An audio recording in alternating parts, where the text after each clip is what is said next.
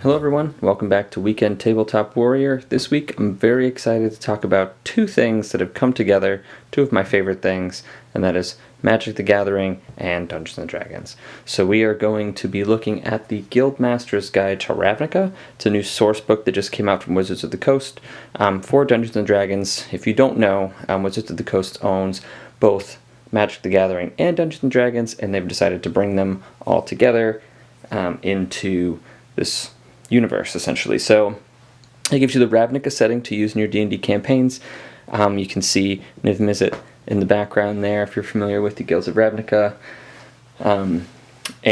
Hopefully you guys are if you're watching this video. If not, this guide gives you everything you need to bring this world into your D&D campaigns. It gives you a way to basically start a brand new campaign in this setting, using the guilds, using the new races, and that sort of thing. So let's just dive into this book and see what we get. Let's see here. Right off the bat, you see some great art. You learn a little bit about the Guild Pact, if you're not familiar with that.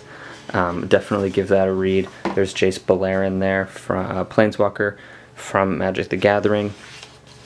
And then it kind of gives you the city of guilds. It gives you all the guilds inside of Ravnica. There's 10 guilds. Each one of them kind of represents a style of play within Magic, but also kind of has its own archetype as well, which is really interesting. Ravnica is a plane that is a giant city. And in so, there's just as much war, combat fighting as there is political intrigue and that sort of thing. So I think that's what makes Ravnica a really cool setting for your D&D campaigns. The guilds that you'll be dealing with are the Azorius Senate, Boros Legion, House Dimir, the Golgari Swarm, the Gruul Clans, Izzet League, Orzhov Syndicate, Cult of Rakdos, Selesnya Conclave, and the Simic Combine. Again, you'll be seeing a lot about these guilds in this book. I would definitely read this book from the beginning. It gives you some history of Ravnica, what the Guild Pact is all about, and the tenuous peace that takes place inside of the city with all of these 10 guilds that basically came together in the conclusion of a big war. So it kind of breaks down some things that you can use to use your knowledge of D&D, our current world, to kind of build your Ravnica campaign. It gives you a calendar up here that you can use, converting gold pieces and copper pieces and all that stuff into Ravnica currency, the languages you'll see, all kinds of great things like that. So now, like I mentioned, there's a whole new character build set up here in Ravnica. I shouldn't say whole new, it's very, very similar to what we've seen in D&D 5th edition so far. With the major exception being you're choosing a guild as part of character creation, which I think is super cool, bringing the setting in. So part of that is, what does your party makeup look like? If you have everyone from the same guild, it should be fairly easy, but if you have people in your party from different guilds that kind of butt heads a bit, could be very interesting. It kind of gives you an idea of why those groups would build an alliance together. Different guilds that might get on the same page. Law and order parties could be considered constructed of a Boros cleric, an Azorius fighter, and a wizard, and a Boros ranger. Kind of gives you the two guilds for the most part that might have something in common. Chaos parties would be made up of Gruul and Rakdos players. Nature would be Selesnya and Gruul, potentially maybe some Golgari and Simic. So definitely give that a read. Very, very cool. And then there's this awesome flowchart here, which I can't wait to actually start using with some of the players. It's like a sorting hat of ways. If your player wants to kind of figure out what guild they belong in, but they don't have a strong affiliation one way or the other, you can ask them questions in this flowchart and bring them down to their respective guild. So what's important to me? So nature and science. Where would you rather spend your time? Let's say in a laboratory. Doing what? I'd rather be tinkering with technological devices. Well, guess what? You belong in the Izzet League. So it's a really great tool that I think they provided to us.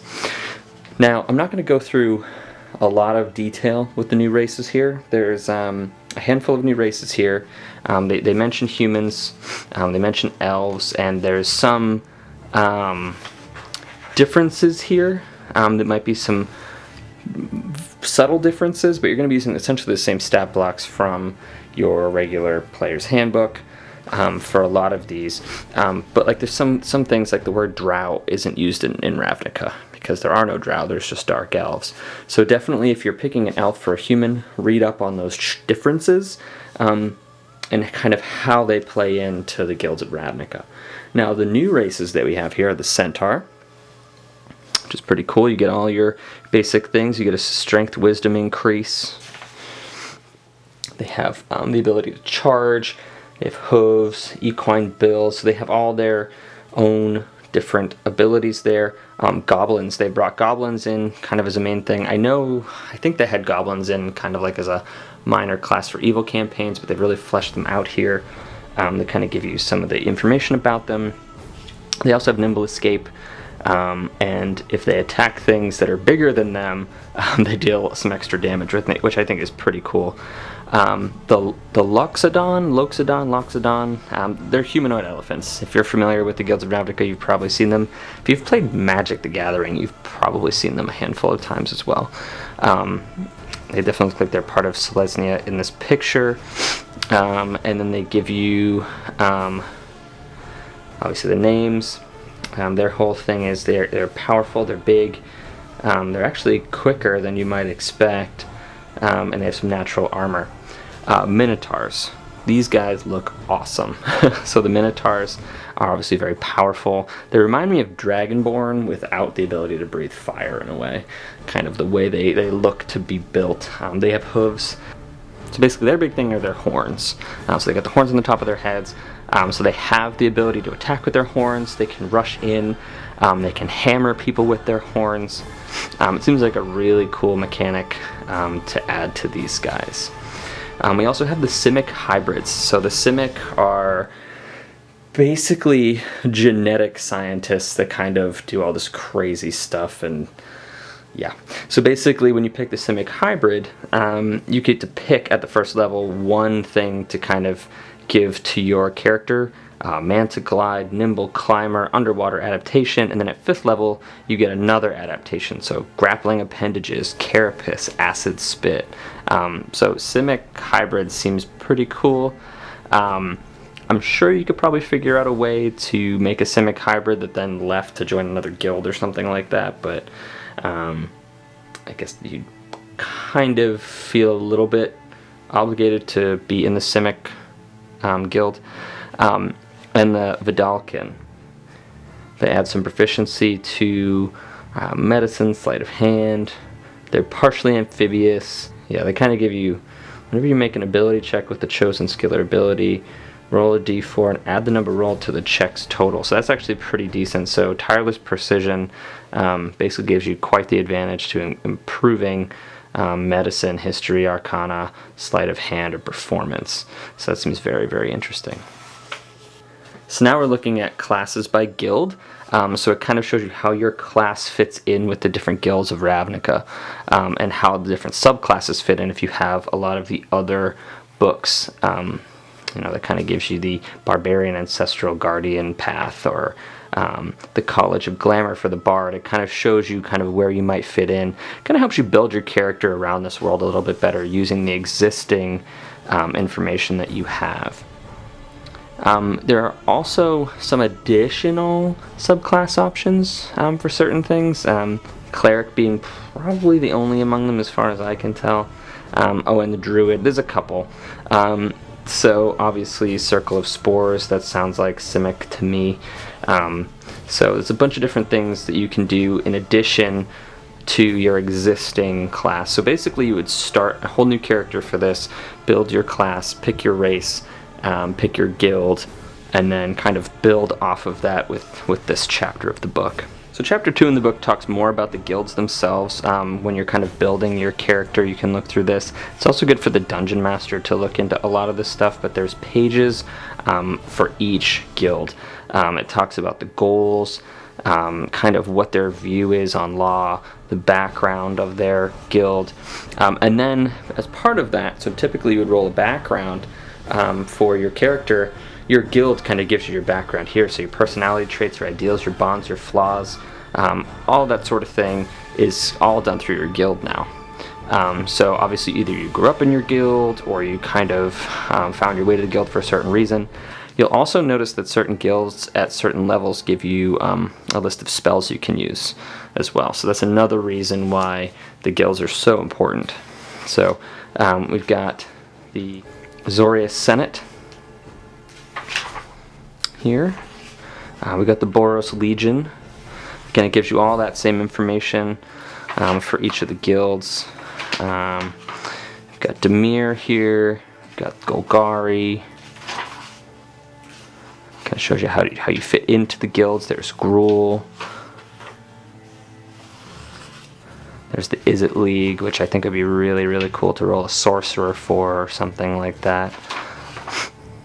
Orzhov Syndicate, vampires and the like. Cult of Rakdos. Yikes. Seems pretty awesome there. A lot on Rakdos. The Selesnya Conclave. There. Simic. Okay, so now we're kind of getting into the setting here. The 10th district is the predominant setting here for Ravnica. It gives you all the different precincts, what you might find there. Major tradeways beneath the streets. You got the Undercity, so it kind of gives you this map. I think is fantastic. Kind of shows you where a lot of the guilds kind of reside and that sort of thing in the 10th district. Breaks down all the precincts and what you might find there with some really great maps as well. Kind of tells you what the law is like in that precinct, what the crime is like in that precinct, what goods and services are offered, different rumors you might pick up there. So a lot of really cool information on the different settings here, and I really like the way they broke this down. Really paints a picture of each precinct.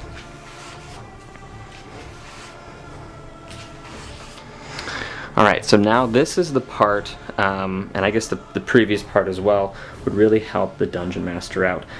And this is looking at creating adventures specifically inside of Ravnica, and they've got some nice roll tables here that you can create guild location goals, location connections, the guild villains, all kinds of great different things, objectives, dungeon delve guilds.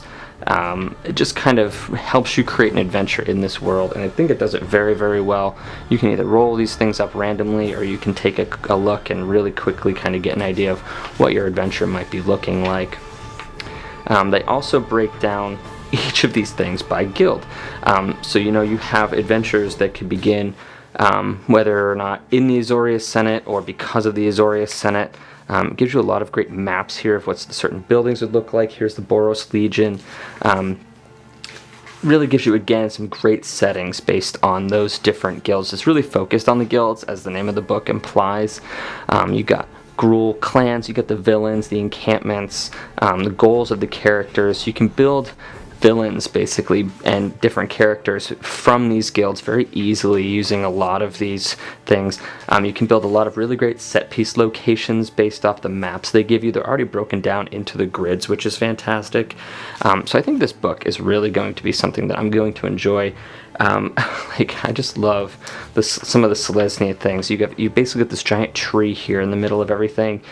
Some really cool ideas to build adventures and settings and that sort of thing.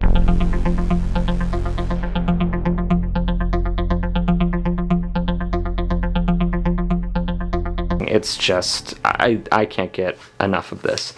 Now, it actually brings you right into an adventure that you can run called Krenko's Way, and it's basically an introductory story for level 1 players, and it's basically just an adventure that they've written in this book as well. Might be a little hidden in here, but it's right after the Simic adventure hooks, and it tells you about running the adventure and gives you all the starting adventure information. I'm not going to read through this because spoilers, but it gives you everything you'd expect from an adventure book, essentially, but it's a much shorter adventure. It gives you the maps, gives you the characters, the NPCs, all the different things that are going on. I think it's a really cool little adventure, and I can't wait to run it with my players to introduce them to the setting, even though a lot of them are very familiar with MTG and Ravnica especially. And of course, it wouldn't be Magic or D&D without some really cool loot. So they talk about the different treasures of Ravnica, and if you have played any of the Magic the Gathering Ravnica sets, you know there's charms, you know there's guild keys, you know there's all sorts of different things. Well, those items exist in this world, and they do very cool things based off of the rules in this book. So you have the charms for each guild, different magic items found in a lot of the Dungeon Master's Guide, or inside this book, kind of what guilds would have those items. Really cool breakdown, taking again the existing structure of 5th edition and really making it very Ravnica centric very quickly and very easily. And they even break down the key runes, like I mentioned earlier, kind of what they do and what they're for inside the world and mechanically as well, which I think is very, very cool. A lot of the is it things kind of give different things based off of different levels. They're obviously more magic and technology focused, but they have a really cool breakdown of all the new different items that they've created specifically for Ravnica. They have the Rakdos Right Knife, the Pyro Converger from the Izzet. So it's very, very cool. And now we get into the NPCs, Chapter 6, Friends and Foes. And again, we're breaking them down by guild, and we're taking the existing creatures from the Dungeon Master's Guide and the Monster Manual and all that. And within this book, there are creatures in this book. I can't wait to show you guys. Some of them are very, very cool. But they break them down, you know, the owls, the soldiers, the griffins from the Monster Manual that we know. I guess soldiers are in here, but they break them down and show you which ones belong to the Azarius compound, which ones belong to Boros, you know, what you might see within those guilds that you already have access to. Again, it's just very well done. Now we're getting into the bestiary. Now we are going to see the new NPCs that are inside this book. I can't believe how much they crammed in here. And they really, in a way, break it down by guild, but they also just kind of show you the different things that are found in this world. You have the Battle Force Angel, all the different angels here, the Firemane Angel, the Death Pact Angel. Some of these just look very cool, and they look like they play very cool. And they also do, this is an Orzhov Angel versus a Boros Angel. Definitely would recommend sinking your teeth into this information if you get a hold of this book. And then you have the Archons here, the Arclight Phoenix, which I know a lot of us have probably remembered from MTG as well. Some higher level stuff in here, some lower level stuff in here. We've got the Conclave Dryads, we've seen those.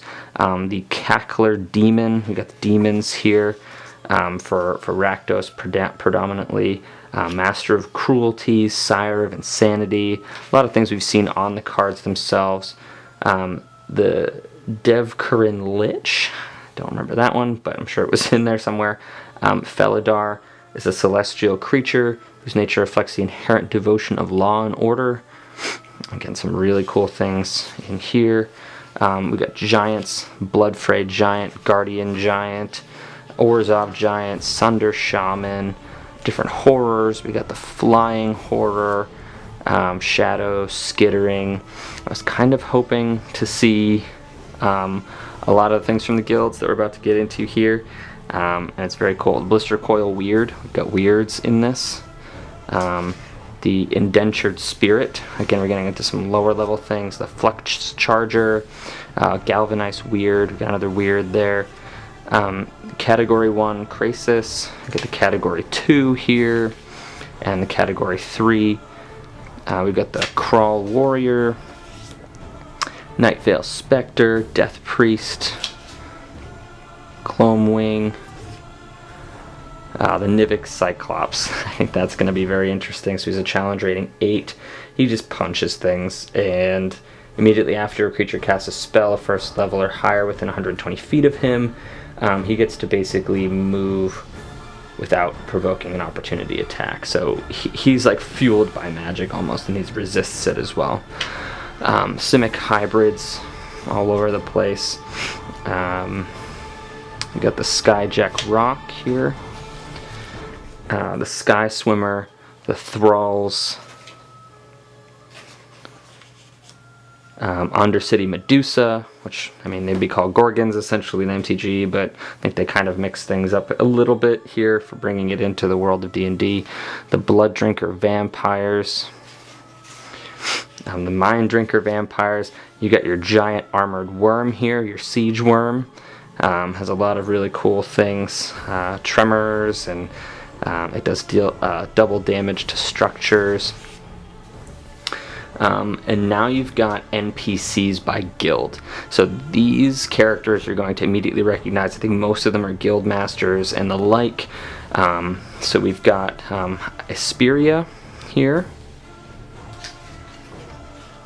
We've got a Law Mage, a Precognitive Mage for Boros.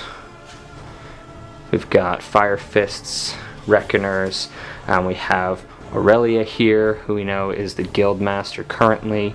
Frontline Medic, Reckoner. A lot of cards we've seen for these guilds. For Dimir we have Lazav here, Mind Mage, Thought Spy. There's Lazav right there. And the time period I think for this is kind of obviously after the Dragon's Maze time period, the time period we're seeing in the current Ravnica set for MTG. I'm sure that's not a coincidence. We have Gerard here from Golgari, Guildmaster there. Golgari Shaman stats. And just kind of showing you again how to build these NPCs and what kind of roles they play inside of this society. We've got Gruul NPCs here. So we've got, I always butcher this guy's name, Borborigmos. Yep, that's as close as I'm going to probably get. Druid of the Old Ways, Robelt Stalkers, and there's my man Niv Mizzet. He is the founder for the Izzet League. Look at that stat block. He's challenge rating 26th.